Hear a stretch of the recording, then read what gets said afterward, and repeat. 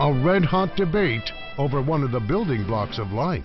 It really is an issue of we as citizens that take water in are responsible for our own intake.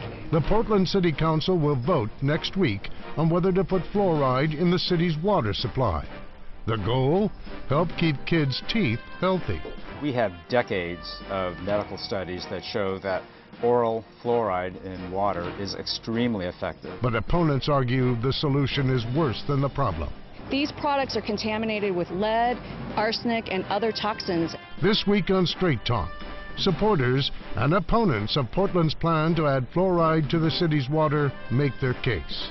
From News Channel 8, this is Straight Talk with Laurel Porter. Good evening and thank you for joining us tonight for Straight Talk. I'm Laurel Porter. Tonight, the battle over adding fluoride to Portland's drinking water. Fluoridation is used in over 70% of the nation's public drinking water. Portland is the second largest city in the country without fluoride in its water, behind San Jose, California. And that city has voted to add it, though it hasn't raised the money to do it yet. Portland City Commissioners held a hearing on the issue late this week, and they're scheduled to vote on it Wednesday, September 12th. Opponents have launched a competing effort to put the issue before voters who have voted against putting fluoride in Portland's water 3 times in the past. Tonight we hear both sides of the debate. Welcome to my guests. Supporting the move on this side, the spokeswoman for Everyone Deserves Healthy Teeth, Kylie Mina Johnson, and Portland City Commissioner Nick Fish, who has said he'll vote for the proposal. And on this side opposing the move, the Executive Director for Oregon Citizens for Safe Drinking Water, Kim Kaminsky, and Rick North, the former CEO of the Oregon American Cancer Society and the founder and director for the Campaign for Safe Food, a program of Oregon Physicians for Social Responsibility. Thank you all for joining us here on Straight Talk. Laurel, thanks for having us. We can illuminate this issue because it has become a real hot topic. It seems to have hit a nerve with Portland residents. Let's go around the table and tell me why you think that people feel so passionately about this. We'll start with Kylie. Well, there's a really interesting psychology that goes into risk assessment. When there's something normal and common that has a high level of risk, people take it for granted, like driving your car or smoking, which we know kills over 3,000 people every day. But people aren't alarmed about that. But when there's something new, something that sounds exotic or industrial, maybe that feels like it's out of personal control, people get very alarmed, even though the risk is minimal or non-existent. Fluoride's not something that's new. We've had it since the 50s, and Portlanders have resisted this effort 3 times. We have some of the best drinking water in the world. It is an asset to the city and one of the things that brings people here. And I think it's a hot topic because people care very deeply about our drinking water and they care very deeply about our environment. Commissioner Fish. Laurel, the good news is Oregonians and Portlanders in particular love their Bull Run water. We're very proud of it, and we have pristine, high-quality water. The challenge in this debate is making sure that people are getting facts and not myths. As you noted in your opening, over 200 million Americans safely drink water that is treated with fluoride. And the Centers for Disease Control said that fluoridated water was one of the 10 great public health achievements of the 20th century. I'm confident that when Portlanders get all the information, they will agree that this is in our public health interest. And Rick North. Actually, Nick, I'm confident that if Portlanders got all the information they need, they would not want fluoride in their water. Just a quick personal story. I used to think the same way. You know, for years and years, I thought it was fine. The government had approved it. A lot of organizations had said it was fine. So I thought, sure, who wants cavities, right?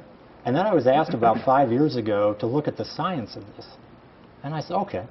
So I started studying the science just on my own, and I couldn't believe it. And part of it was this right here. This is the National Academy of Sciences report from 2006, kind of the gold standard of scientific inquiry. And I had trouble believing what I was reading, but so much scientific information from so many areas, thyroid, kidney, intelligence, so much science, that so many red flags in this, that I changed my mind. And since I put hundreds of hours of study in this, and everything I read before convinced this is not a good idea. I sense Kylie wants to say something. Absolutely. I too have read that and much of the other research, and As a parent and as a public health professional, it was very reassuring to me that they had looked at high levels of water fluoridation that occur naturally or that have been tested in test tubes or in petri dishes or in animal studies. And the only conclusion of that report was that at very high levels, there is a risk of fluorosis, which is a cosmetic condition and not an adverse health effect. That is the only conclusion of that report. We know after 3,000 studies and 65 years of experience with water fluoridation, the only health outcome is reduced tooth decay. Water fluoridation has been shown to reduce tooth decay by at least 25% in both adults and children, over and above brushing and flossing, over and above dental care, and over and above diet. It's safe, it's effective, and it's affordable. Kim? I'd like to comment. Actually, the conclusion of this was that fluorosis is an adverse health effect. The other conclusion of this report was that there are many studies that have yet to be done. Are there effects on the endocrine system? Yes. Are there effects on the pineal gland? Yes. What about the relationship to Alzheimer's disease? We don't know. More studies need to be done. What about the correlation with Down syndrome? We don't know. The bottom line is there are a lot of studies that need to be done to prove that this is safe. And it shouldn't be opponents of this practice that have to prove that it's safe. Or the proponents have to prove that it's safe. I mean, we have several studies out there showing there are very real negative health effects. And the bottom line is we don't know how much water people Laurel, are let me drinking. just jump in here. Rick and I, neither Rick nor I are doctors or scientists. So what we do in a debate like this is we look to what do the trusted professionals and organizations say about fluoride. Virtually every mainstream public health organization in America, from the American Medical Association to pediatricians to dentists, we'd be here all day if I went through every name, has come out and said it is safe and cost effective and a common sense approach. So that's one benchmark. And I have a child at home, an 8-year-old, so I have a big stake in this debate too. I don't want to do anything that would put him at risk. But let's go beyond that. Our governor, who happens to be a medical doctor, has weighed in this debate, and he has concluded it is safe and cost effective. Virtually a coalition has been developed locally of civil rights groups, medical providers, physicians. And one thing that we should not leave out of this debate, one of the benefits of introducing fluoride is that low-income children who are at greatest risk of tooth decay, and we have an epidemic of tooth decay in our community, will have a chance to have that arrested. And so that's one of many public health benefits of putting a very small amount of fluoride in our water. And what I think people should realize is virtually every mainstream organization that's weighed in on this has said it's safe. And I would not be proposing fluoride if that were not the case. I want to talk about the City Hall. I mean, we'll come back to that. We'll come back to some of these arguments. Yeah. City Hall had its first public testimony, first public debate on Thursday. Big turnout, 275 people overflow in the city chambers over into other rooms. The Oregonian reported it was the biggest turnout since the Joint Terrorism Task Force hearing. That's right. So let's listen to one comment for, one comment against, and then we'll continue our discussion.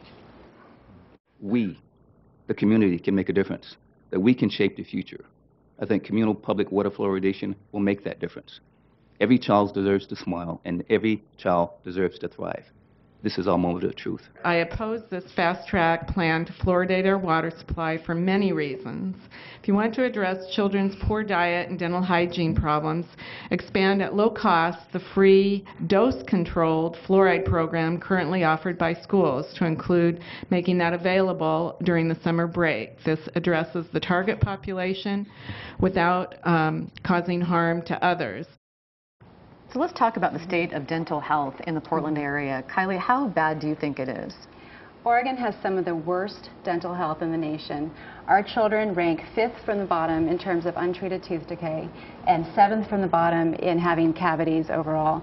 We do an Oregon Smiles survey in this state every 5 years, and that gives us a snapshot that allows us to compare how we're doing over time and across comparison to other states.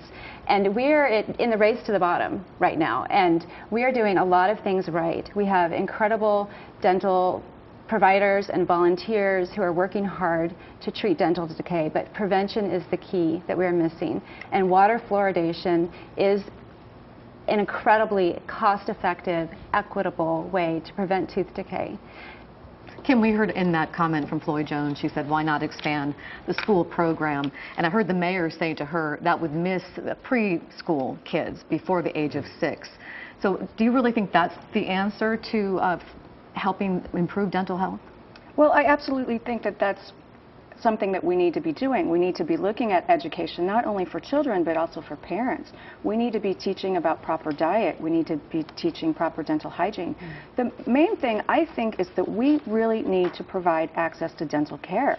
A lot of children in this city who have tooth issues and decay issues, and nobody denies that that's an issue, but a lot of the reasons why is because of lack of a good diet and lack of access to dental care. That's something that we need to expand. Commissioner, why not just address it that way? Well, you know, it's interesting, Laurel. Let's take the Oregonian, which weighed in on this issue. And as you know, the Oregonian editorial page tends to be skeptical of government overreach. And they have a kind of a libertarian philosophy. They looked at this issue and they said, in part, the case for fluoridation is it protects vulnerable children from parental indifference and ignorance. And they went on to say that it receives so much mainstream support, that is fluoridation, because it does exactly what it's supposed to. It reduces the incidence of cavities. As someone who is a leader in addressing public health issues in our community, from kicking junk food out of our rec centers to expanding our community gardens to serving healthy meals to our children in the summer, I say, let's stop treating the problem, let's go upstream and let's prevent the problem. And that is what fluoride does, and it has been spectacularly successful across America. A lot of people would say, though, shouldn't parents have a choice? Why should this be forced on people? Well, I think what happens here is, again, some of the mythology and misinformation gets baked into the discussion. This is not a question of informed consent because we're putting some kind of narcotic in the water. We already introduced chemicals into the Bull Run water to treat it. Chlorine, for example. We don't have an opt-out for chlorine, but that is introduced in the water, and it's usually a surprise when people learn that. At the level we're talking about of fluoride, it is so small that it has virtually no negative impacts that we have been able to show through any credible test, compared to an enormous public health benefit. And that's why there's such a broad coalition behind it. Rick North, how is this different from chlorination? Because you wouldn't want to chug chlorine, but it does make the water safer. I'd like to address that, and I'd like to go back to something else that Nick said, if that's okay. Sure. For one thing, chlorination, you're using to treat the water, not the people, okay, to make the water safer to drink. Okay. For fluoride, this is a drug, as defined by the FDA. You're using it to treat us, and that's a big difference. But to get back to something you said, in fact, it's been on your TV commercials. You have a doctor on TV saying... You say my TV commercials. Your TV commercials, I'm sorry. Just be clear, I wish I had... I don't have TV commercials unless it's election time, but I mean, I just... Coalition's TV commercials. Everyone Deserves Healthy Teeth Coalition with over 75 community-based organizations. I gave you an opening for a plug. Isn't that nice of me? Thank you. Okay. You've got the doctor on TV saying, not virtually, but every major health organization has endorsed this. Well, I'm sorry, that's not accurate. If you want just a few here that either have no position or are opposed to it, the American Academy of Environmental Medicine, International Academy of Oral Medicine and Toxicology, the Network for Public Health Law, all oppose it. No position, the American Academy of Neurology, the American Cancer Society, my old employer, the American Diabetes Association, the American Kidney Fund, American Society of Nephrology, American Thyroid Association, National Kidney Foundation. How many, there are, you've got a lot that's accurate, that support. But the statement that virtually every major, you don't say virtually, you say every single one is supporting it is simply not accurate. You know, we're not going to settle this debate by having dueling credentials around I just like the truth to be out there. And we do too. Virtually every credible mainstream health organization that has weighed in on this, that has taken a position. You've just identified some organizations that are on the sidelines, and they may have decided it is not something that's appropriate for them to comment on. But all the health professionals in my home that we trust, the pediatricians, the American Medical School, the people the dentists, and by the way, unless you believe in some conspiracy, that they've all decided to sacrifice their integrity and literally poison Americans, I think we can say that they have some insight that maybe we don't. They have said it's safe. The Centers for Disease Control and other regulators have said it's safe. But even more important, if this was as risky a proposition as the no on fluoride crowd argues, then show us the adverse health impacts on the 200 million Americans who safely use fluoride in their water every day. Let's listen to, I'll come back to you. Let's listen to an opponent that we talked to. He was the one who led the campaign 32 years ago, Roger Burt, to keep fluoride out of Portland's water. And he talks about IQ. Let's listen to what he said. The chemical that they use is an industrial waste byproduct. There are 33 studies now that show that fluoride reduces IQ in children 7 to 9 points. That's a drastic reduction. I want to ask you about that, because when I was reading about that, it sounds like he's talking about that 2006 Harvard study, but when I looked at that, the people who wrote that actually say it was a study of studies already done in China, and there was insufficient evidence in a lot of those studies. It seems like that IQ he's saying is a lot higher than what I read. It was more about like a half a point, and they're talking about much higher concentrations of fluoride, like 11.5, not to get too scientific, but 11.5 per million, and I think, Nick, Portland's talking about 0.7 parts per million. Isn't there a big difference? Not to get too wonkish on this, but the 2006 report, they studied 4 Chinese studies, okay? And they all had weaknesses to them, and they readily acknowledged that. They said, you know, they're all very consistent, typically 7 to 10 IQ points lower in the high fluoride areas, the 2 villages that they would typically compare. And they said, you know, more research has to be done on this, because this, you know, this is an area of concern. That was 6 years ago. Nothing has been done here. Then, about 2 months ago, another meta-analysis came out of 27 studies, mostly in China also. And out of those, 26 showed that, you know, the higher the fluoride, the lower the IQ in the water. Here's the point, and this is what often gets missed because the people on the pro side will never bring it up, is that, yes, definitely the high fluoride villages had a higher level of fluoride than 0.7, which is what Portland is recommending. Typically, like 3 was the median, but it went up, the highest was 11.5, 3 was the median, okay? And they'll point and they'll say, well, look, this is higher than what Portland's recommending, so don't worry about it. But what they're not taking into effect is standard protocol of toxicology, that when you've got a level like that, you divide it by 10 to take into account all the reaches of the population, people that are less resistant to disease, people that simply drink more water. And when you do that, 3 becomes 0.3, and now you're at a danger level that is below what Portland is advocating. Rick, I need to take a break, but I want to give you a quick response to that. That's only if those results were conclusive, which they were not. They were within the measurement error. And if what you were saying were true, we would not have seen a 15-point increase in IQ across the United States during the same period that we've had fluoridation. Kylie, are we on the air? Well, we are, but we need to take a break. Okay, yeah, I would love to respond to that. We'll continue our conversation on whether Portland should add fluoride to its drinking water after the break. Plus, our commentators turn their attention to the Democratic National Convention this week. They answer this question: can President Obama make the case for a second term? We're back in 2 minutes.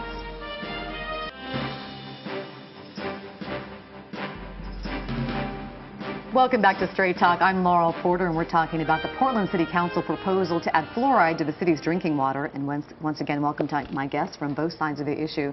Nick Fish, you're one of the 3 on the commission that says they're going to vote for this, so it's virtually assured that this is going to pass on Wednesday when you vote for it. A lot of Portlanders aren't happy about that. They feel like this is a sneak attack, sort of backdoor politics. If they don't like what they see happening and they want to have a say, what do they do now? Yeah, this is not the first time I've heard from people who disagree with the position I've taken and said, you shouldn't decide, we should. But Laurel, I was elected to make the hard decisions. And the public in our system, under our system of checks and balances, has recourse. Now, obviously, they can recall me if they think I've made a bad decision, or they can defeat me or any of my colleagues in the next election. More importantly, we have a system of referenda and initiative here in the state of Oregon. It can be referred to the ballot within 30 days, or it can be brought within 2 years as a freestanding initiative. I believe that all of those tools give people who may think that the decision we're going to make, and I hope we get 5 votes, If people disagree with our decision, I think those mechanisms give people in a democracy a chance to express their disapproval. If this could get any more controversial, it did when Randy Leonard decided to fast-track this. We'd initially heard it would take 5 years to get the fluoride treatment facility online. Now he's talking about March 2014, 2 months before you could get something on the ballot through the normal process. What are you planning to do about that? Well, I want to remark about the fast track. I mean, why can't he wait 2 months until the people get the chance to vote on it? I also want to say the people have already voted on this, and the city council is basically overruling the will of the people. And the fact that they're pushing this through without really any opportunity for the other side to be heard, I think there's serious questions about that, and I think there's serious questions about the timing of all of this. The last time we voted on this, I was 7 years old. A lot has changed since then, and the community has brought this forward. A coalition of over 75 education, health, and social justice civil rights groups have brought this forward to address the dental health crisis. We do prevention in public health, preventing problems before they start, helping the community as a whole, not leaving anybody behind. Fluoridation provides a basis of protection for all of us. And it is the solution, the most equitable, the most affordable, safe and effective way we can reduce tooth decay in our community. We don't have much time left, but I want to let Rick North weigh in here. Kylie, we're all for dental health. We're all on the same page on that. Your central premise, though, is that we can help kids by helping prevent cavities and nothing else will it's perfectly safe. You said it numerous times. Yesterday at the hearing, you had person after person after person get up and say, I've got low thyroid activity. I've got chemical sensitivity. Fluoride has affected me already. My doctor has told me it's going to hurt me again. How do you reconcile your statement that this is perfectly safe and doesn't hurt anybody with all these people that are coming up and Rick, they're just representing? How do you reconcile that? I have to let 5 seconds, Nick. Are we closing up? Yes, we are. This is it. Laurel, I have an 8-year-old at home. No, I need to go to a break, so just a quick. This will cost me and other families 64 cents a year, and it will save tens of millions of dollars in unneeded and treatable dental problems. I urge people to get the facts and make an informed decision. Thank you all for being here. We've run out of time, but we need to go to our commentary now. Last week, we looked at the Republican National Convention. This week, it was the Democrats' turn. So with David at the convention, we asked Mark Abrams of FM News 101 and Lars, can President Obama make the case for a second term? Straight talk from the left and from the right.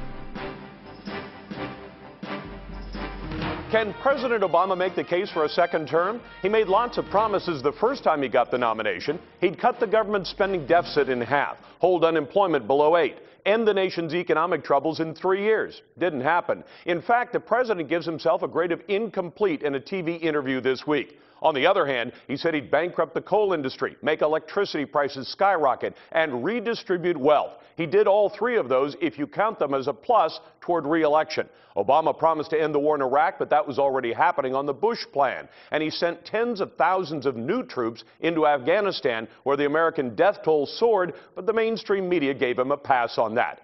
Promised to close Gitmo, didn't happen. Promised to go after Wall Street criminals, didn't happen. Promised to use talk to keep Iran from getting the bomb. And today, he's still talking, and Iran is closer than ever to nuclear weapons, and the Middle East is closer to war.